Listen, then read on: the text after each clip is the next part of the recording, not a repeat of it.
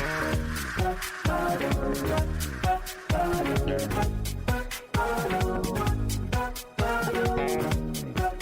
this is Carrie from Wrap Your Head Around Silks. This is the Expecting Aerials podcast, now with the Digital Network. How's it going, guys? Hope you're having an amazing day. Before we get started, lots going on with Wrap Your Head Around Silks. Always, we hit the mat every Monday and Thursday evenings for Roll It Out. Foam rollers and balls to work on our aerial muscles. It has transformed my practice. I get to know you through Zoom, and it's a really great way to maintain yourself. It is affordable, and I get to spend time with you guys. Would love to have you there. Also, I have a beginner to intermediate comprehensive course. If you're one of those people who doesn't really have the time to be in class constantly and you kind of lose parts of your vocabulary, parts of your practice, it's a great way to have a lifetime access to like a whole digital library of all that stuff. So love to have you there. Aerial rehab, the meant to be the bridge between PT and your aerial class to get you back from pregnancy, surgery, or just being injured. All right, guys. Today we have Alicia Calderwood. She is a studio owner in North Carolina, and she just had her first baby 5 months ago. She also moved into a new space for her studio when she was 8 months pregnant. So I joke in this podcast that she is more mature than me. She is so impressive. I mean, I say that joking because I have plenty of adult responsibilities, but I just like, I'm a ridiculous person, and I like to roll like that. But you're a full adult, and I love seeing that. I'm very impressed. All right, I can't wait for you guys to meet her. Let's get started. I'm Alicia Calderwood. I am the owner of Vida Studio, located in Cary, North Carolina. I am a first-time mom, and I had Riley about 5.5 months ago. So I am full-time running studio owner life and back to teaching full swing while full-time caring for my 5-month-old. Okay, first kid. First kid. How old are you right now? 31. 31. Okay, so there's so much going on there. There's so much to chew on. Yeah. So let's start here. How do you feel today? Today I feel good. I feel kind of, the balance and the tug between studio owner life and mom is really showing right now in this current place of my life of just, she's ever changing, I feel like every day. And so I'm just finding the new balance of my new norm. And do you have family close to you? We do not. So me and my husband are doing this on our own, and he is in corporate America. So he has a traditional, I would say not even 9-to-5 job. He's going in at like 7 to 5. And I am full-time taking care of the kiddo while also balancing all the things at home. And so he gets her on the weekends while I try to cram in as much as I can at the studio on the weekends. So it's just us tag teaming it. Oh man, I'm in LA with my partner, and we had like one of his sisters here for a while, but then she moved. It's just so hard without family. I now understand why people move towards their family when they have kids. Yeah. Like, it's real. Yeah. But people have jobs and careers, and you can't always do that. Mm-hmm. Yeah. Okay. Let's go to the baby stuff first, and then we'll go to the business stuff next. And it's okay if it gets interwoven because your life is interwoven. But was this planned? She was an unexpected surprise. She was a surprise. Had you guys like imagined having kids, but maybe not yet type of thing? Kind of. I think it was more me fighting it than my husband. My husband had been wanting that for quite a while. And so it was me kind of going back and forth. And really my biggest hesitation was the studio. It was just, takes over my whole entire life. And I also I run a nonprofit circus festival. So I have pretty much 2 businesses. And so just knowing the speed of my life and then building out a new studio last year was just something that always made me hesitant. And so I think because she was an unexpected surprise, if I would have had to sit there and make that decision. I don't know if I would have fully sat there and be like, all right, now's the time. Because there would always been something coming up in small business owner life that I feel like what I would have just taken precedent over. And so I think because she was an unexpected surprise, she had me to like needing to find more work-life balance because I'm a little bit of a workaholic. So it was kind of like a blessing in disguise. Yeah, sometimes like the universe makes a choice for us and we're like, okay, well, here we are, and we'll just deal with what's ahead of us. I'm very impressed at your age that you have two businesses running personally. Thank you. Yeah, that's pretty impressive. It's a little much. It's a little wild, but I am so passionate about circus and so passionate about, it's a yoga studio as well. And so I'm so passionate about movement and how it integrates into mental health and how much it's impacted me. And so really wanting to share that with other people and not really feeling like I had that space available here in North Carolina. And so I really wanted to just kind of share that passion and love and have a home for other people that are in the same boat wanting the same thing. But that does mean you have all the back end things you have to do in order to keep that up with a business. And I just am so passionate about it. I want to do what I can to make it work. So was there nothing like that in your neighborhood before? No, I had always searched for that. And I had taken classes here and there, and I was like, okay, I feel like this is possible and I'm seeing this. And I started aerial and yoga as a New Year's resolution as an adult beginner. So it was something that I gravitated. I was like, I really want to be in a supportive community. I really want to do this with the right people and being vulnerable as an adult, trying something new I wasn't an athlete, so it wasn't something that just became easy for me. And then just seeing circus in the area was really cool, but then there were a lot of safety things that scared me, like the rigging falling out of the ceiling or classes being kind of all over the place and injuries happening and not really having proper structure that made me hesitant to want to take continued classes. And so I had found Jill Franklin online, Aerial Physique, and I just loved her Technique Tip Tuesday. And I just loved seeing safety for the first time online.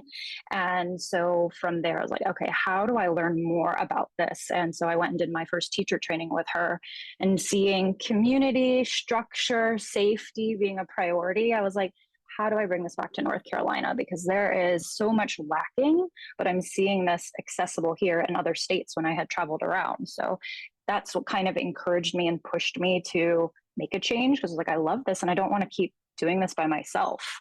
And I would love to do this with other people. And I know that there's a community out there wanting the same thing. So that's kind of where I started trying to figure out what that looked like for me. And it wasn't until my husband, who is in corporate America, like I said, he was in small business banking at the time, had encouraged me to open a business, seeing kind of the all over the place stuff I was doing as a solo teacher, teaching at different studio locations, but just feeling like there wasn't what I was looking for. And I wasn't the head person to be able to make decisions or rules for anything. And just feeling that safety was my number one, and feeling like that wasn't being heard in local studios in the area. So he was like, you already have a business plan and you already have all these notes of things you want to change. So why don't you just start a business? You can do this. And so if he didn't nudge me in that direction, I don't know where my career would be at this point, but he was really a huge advocate for me in being able to start that process up and start to make a change. And I had been doing it in classes here and there and workshops that I would offer, but really coming together with a full business plan on that. He was more of my advocate and cheerleader on that. Oh my God, I love all this. And I love Jill Franklin. She's the best. She's amazing. She's awesome. She is. Yeah. She's awesome. And how long has your studio been birthed? When did you birth it? 5 years ago. 5 years ago. Yeah. It's crazy. It's flown by. And yeah, I mean, and what's really special is I think last year I was before my studio was in like this tiny 800 square foot space, 17-foot ceilings, really tiny. We were like fighting for time for the yoga classes, the aerial classes all happening at the same time. And I could only provide so much with what I had. But I also like started with that space, not knowing where the business was going to go. Just thinking, I don't know if when my lease ends, if I don't renew and this isn't successful, then I tried and I can pivot in a different direction and maybe just focus on teaching.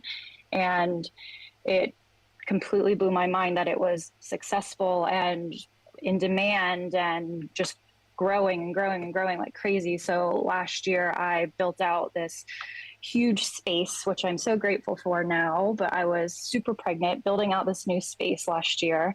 And now we've got 2 studio rooms. We've got almost like 30-foot ceilings. We have a front lobby area. Like it feels like a real studio versus just like a little room that I was training out of for so long and just trying to host and provide sessions as much as possible. And it has been so cool to watch that growth happen. And any of the students that have been with me since the beginning to now, or the teachers, really seeing that evolve has been really cool for them too, because I was like, it's going to be worth the wait. I promise. Just trust the process. And now we have this amazing space to fully train, and it's been so cool to watch evolve. Okay, I'm just personally curious. How much does it cost? How much did it cost you? Overall, to build it all? To build it out? Oh, I spent like over $100,000 in trying to build that space out with customized rigging, and of course things went way over budget that was not supposed to, with the contractor and this and that. And I was supposed to be done building out the space and being moved in by fall of last year, early fall, and everything kept getting pushed back. And so we didn't get into like mid-December. We had like started moving all of our stuff over because our contractor was communicating with us and was like, yes, you're going to be done by this time. And then I was like, okay, well, I am like closing out my studio and we're shifting over, moving out the space. And he's like, oh yeah, can we actually like push that back like another couple of weeks? And I'm like, we set up the grand opening. We had like done all of this stuff to go ahead and start that process. And so it was a little frustrating. And at this point, I'm like 8 months pregnant and just trying to keep calm and collected and take care of myself, and just had all of these things that kept happening. But it was quite the process. And yeah, at the end of it, I was just like, whatever, just get the doors open, whatever you have to do to get the doors open. How did you do that? Did you get a loan?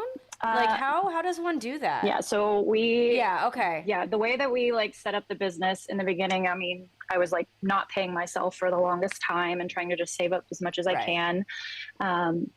And then, my husband's the financial advisor guy. So he's the one that helped me on the back end with just getting everything on loans and some things here and there that we needed to do to make sure that we were on track financially for that. Because that was my biggest thing too, is I was like, I don't want to invest in something this big if it's going to be above my head and something that I feel like I'm never going to be able to like catch my breath over. And he is just such like down to the detail of, no, this is what we're doing. This is why we're doing it. And so he's more of the like back end financial guy that helps take care of Pure Vida in that sense. And I pretty much do everything else. So he just makes sure I'm on track with everything, which I'm so grateful for. Dude, I'm so impressed with you. I think back to when I was 31. I was not that put together. I mean, maybe I was. Like, I keep on hearing from the people that I worked with that that's not the case. But that's not how I felt inside. Of course. So you were fully pregnant, dealing with the shift, dealing with the money stress. How did you manage your stress in your pregnancy? So I kept calling Riley my Zen baby, because I feel like with the studio, I started developing crazy anxiety that I had never had before. And then, but like when I became pregnant, like I felt for the first time in years that kind of dulled down. And I was like, what's up with this baby? She's kind of zenning me out. This is pretty wild. And so like anytime something would fluctuate, my teachers would always tell me, they're like, Alicia, are you okay? Because you're just like not reacting. And I'm like, I'm just, it is what it is. I can't fight it. I just have to go with the flow, and no reason for me to have a meltdown over it, and just keep seeing the end goal. But my body may have been telling me a different thing, because I ended up having to be induced 2 weeks early because I developed preeclampsia. So I did have like extremely high blood pressure, and they were kind of telling me at my like last sessions, and I was like, but I like feel fine. I didn't have any of the symptoms of preeclampsia, of like swelling, blurred vision, dizziness. I didn't have any of that. So I, for the first time, was like not aware of the stress that maybe I was carrying. I kept telling myself, like, I could see why I would be stressed at this time, but I'm not feeling stress, or at least the same as I had in the past. So that was new experience for me during pregnancy. Well, the pregnancy hormone does a lot of things, but it didn't necessarily get rid of my stress. Mm-hmm. So that's so interesting. That is very interesting, and also amazing that you pulled that off. And did you know, it's hard to, I look at studio owners that were only teachers before, and they went into, and a lot of times you do have to teach a lot of classes yourself because you're trying to make the money back. Mm-hmm. But I always kind of have in the back of my head that a coach and an owner, they aren't really the best to be the same person. Mm-hmm. Right? Because the coach has to really push students in ways that sometimes they aren't happy. Mm-hmm. And then the owner has to make everybody happy. Yep. How does that work? It's a really hard place to be, because you also want to be like this huge support system for everybody. And my mentality as a coach too is trying to be that support system. But, you know, I have students that I teach regularly that also are my teachers.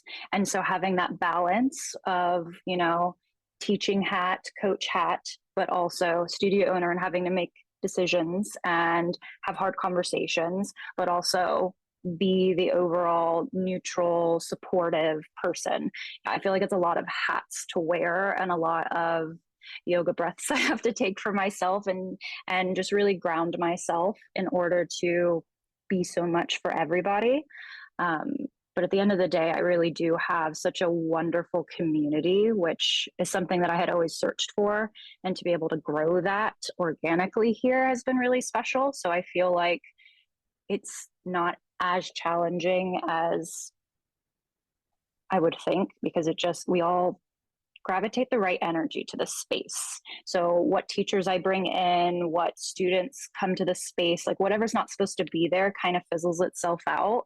And I end up having really amazing people to just be around in the space. So that's been, you know, you have your ebbs and flows as a studio owner and as a coach, but I think that it'll go with the flow, and then it balances back out.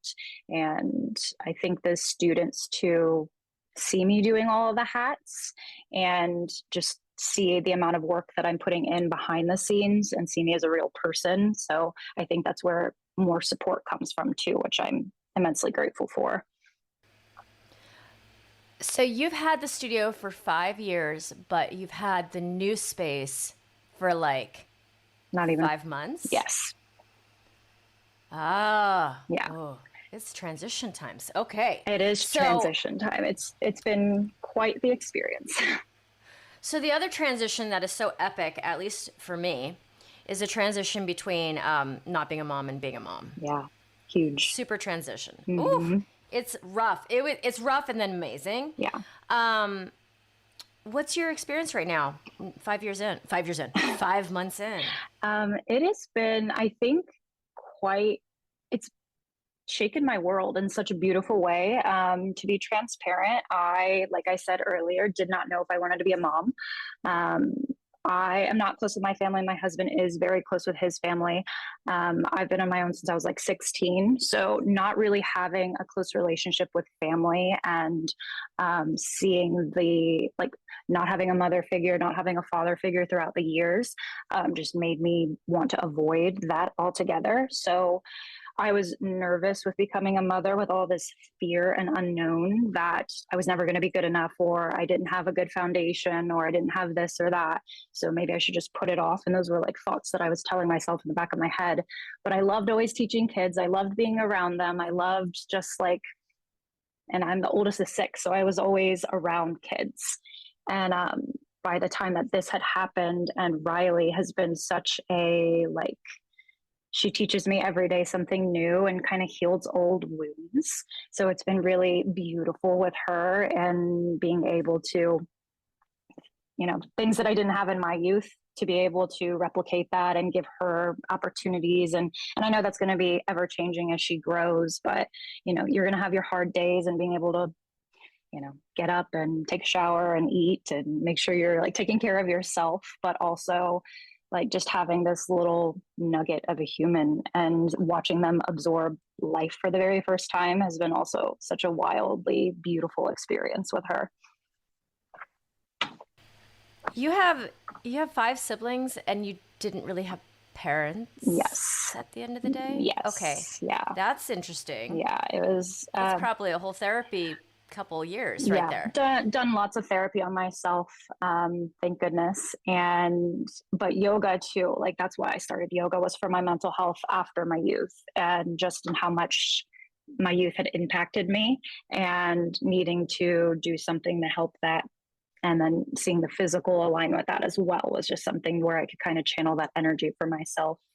And that's why it's important for me too, in being able to share that for others that maybe not have had like as traumatic of experience as my childhood, but also just to have movement be medicine.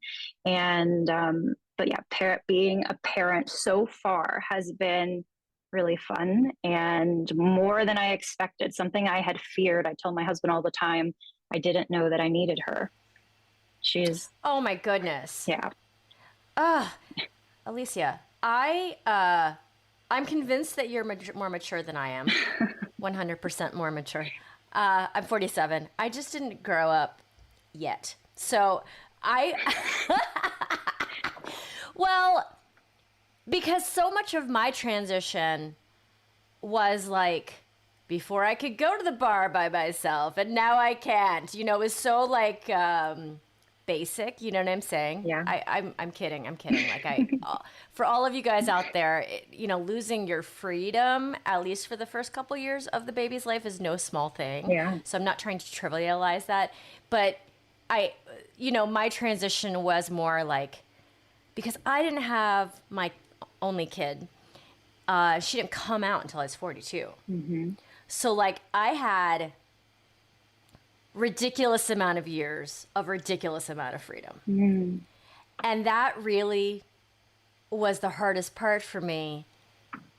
But here's you know, obviously you had a really tough childhood, and going into motherhood with all of these other things that were never in my mind. So that yeah, you're 100% more mature than me. But I admit it to all my students too, because they're always like, how are you your age? And I was like, it's because I'm not actually that mature. And I am like, I think that if I had any past lives, I was very young.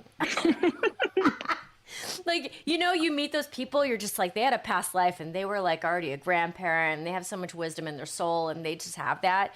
I'm a new soul to the earth. But we need that energy. We need that energy too. I mean, it's true. So in your pregnancy, this is also, I'm going to ask you the questions that everyone usually wants to hear, which is, did you choose to train? Yeah. Okay. How'd it go? It was great. I mean, I literally was teaching and training until the day that I was induced. I felt that had helped me. It was drastically different, of course. I think learning your body and what its expectation and where you had been. I was like at my peak strongest that I had ever been right before I found out I was pregnant. And then going from all these changes within, I think that was really wild and a little hard to kind of accept. But, you know, I think it made me a better coach and being able to tap into areas of things that I had heard challenged with some of my students with inverting and things like that. And especially postpartum, now that I had an emergency C-section, it was something that now rehabbing, and it's just made me stronger in my cues. It's been able to help me to give more floral exercises and help students a little bit more. But it was quite the wild experience in my body, just like seeing it change and so rapidly, and not being able to do the things that I really wanted to do. I love the drops. I love the hard stuff. So having to back out of some of the things that I really wanted to do was hard for me to accept for a while. But I just tried to find other alternatives that I could still do that made me still feel like Alicia at the end of the day, because I think that you can kind of lose yourself to pregnancy and motherhood. And so it was really like, I love spinning. So the fact that I could still spin, I was like, okay, there's still a part of me there, even if I can't do the crazy dynamic rolls or drops or something like that. But it was a shift for sure in training. And it's your first pregnancy, and a two-part question, like, did you have a lot of other pregnant women around you? What gave you the confidence to just do exactly that, like to go through and train the whole time? I just listened to my body. I felt like I was, okay. I think I'm pretty in tune with it at this point in time in my life and the amount of work I've done on myself. And so, when there were moments where I was like, okay, I need to stop. Like, I should not be doing this skill anymore. That's when I would listen to it. If I felt something off in my body, I would listen to it. And postpartum too, like feeling that, especially coming back from a C-section, being like, no, still not there. And it may not ever feel the same. But I just trusted my instinct. And I also worked with a physical therapist that specializes with aerialists and did like pelvic floor PT and a lot of work on that, and just kept checking in with them on, hey, these are my thoughts. Am I crazy for feeling this? There's not a lot of research out there on a lot of pregnancy and training. And I actually listened to this podcast when I was pregnant. So it was something that kind of kept me going, but me like just trying to find other people that were around in the same boat, because I knew I wasn't the only crazy aerialist that still wanted to do what she loved while she was pregnant. Yeah. Okay. I want to hear the story of how you ended up with an emergency C-section. Yeah. I was teaching and training the day that I was induced, and I just went in for my normal, I think 37, 38 week checkup at that point. And I felt completely fine. And they were like, yeah, your blood pressure is through the roof. You have preeclampsia. You need to go to the hospital now. And I hadn't even packed a hospital bag yet. It was something like literally on the way to the doctor. I was like, Cameron, we have to do this when we get home. And we had joked about that on the way there, and then I never went home. So went to the hospital and told me that they were going to induce me. And so I think we got there on Wednesday. I didn't have her till Saturday. My birth plan was to, a long time. Have an unmedicated birth and try to do it as best as possible. But with the induction, my body just wasn't ready to have her. And so I tried for a couple days to try to do it unmedicated, and they were giving me Pitocin. So I was just on those contractions for 2 minutes for a minute straight. And then she really wasn't coming along any further. I wasn't dilating. So they had recommended that it was time for me to start thinking of alternative methods. And I didn't really want to do any of the other methods that they wanted to do, the Foley bulb, all of that kind of stuff. It was just, I had done a lot of research and had my idea of what my birth experience was going to look like. And so I wanted to attempt to still do it on my own, even if I had to be induced. So we were like 2 days in at this point. She had only moved a little bit. And so they asked for me to go ahead and start doing an epidural. And then, so when I did the epidural, finally opted in. And then I would say not even an hour later, Riley was not doing well with that. Her heart rate started dropping and not doing well with epidural. So we're trying to move me around and see if in different positions would help her. But she really wasn't doing well with that. They kept saying it was like if you got hit by a wave and you were trying to catch your breath every 2 minutes for a minute, every time I had a contraction. So they said that I needed to get an emergency C-section. And so in that moment, I had to let go of my ego and do what was best for Riley at that point in time. And that was an emotional moment because it was not something that I thought was ever going to happen. I was like, you kind of wrap your head around your worst case scenario, I think, of your birth plan, and like letting go of those expectations of it being ideally perfect. But I still also had in my head, like, a C-section would never happen to me. I've like done all this work. I've done all the things. I've done the PT. I've done the pelvic floor. I've been training this whole time. I feel fine in my body. And so that was, I think, the hardest part is I didn't think that I would actually be the person that had to have a C-section. Yeah, it's hard to let go of stuff right in the moment. Mm-hmm. And you have no time to digest at all. No, it was just like I was a Zen environment in my room, just trying to keep calm and breathing. And then all of a sudden, like white lights everywhere and surgery happening. And yeah, it was really fast. Did it feel devastating or no? Yes, it did. I don't want to say like in that moment, I didn't feel like my body had failed me, but maybe like later, those were thoughts that trickled into my mind of like, but then I also remind myself that I was induced, and maybe that would have been a very different experience had I had, been able to do that on my own when she was supposed to. But, I tried to see the positive in it, but of course you're going to have your moments of like, this is what I had envisioned. I wonder if, but I'm just happy that Riley's okay and I was okay at the end of the day. Yeah.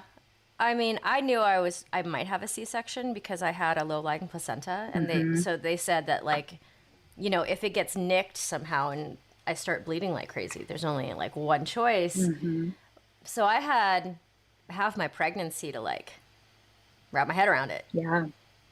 And still, when it's happening, it does feel like you're out of control because you're just getting wheeled into a bright room quickly. Yeah. And, there's all this commotion. Yeah. And the emotional is out of it, I think, like you're there just doing the thing. And I just felt through my experience of just like trying to get me in and out of the door. They were trying to get me out of the door as fast as they could. And I kept resisting, I think, because I really wanted to try to be organic as possible with like, let my body do what it's supposed to do. Okay, if we're going to force me to like have the baby, then let's see what I can do. And they were just pushing for it to be faster and faster and faster.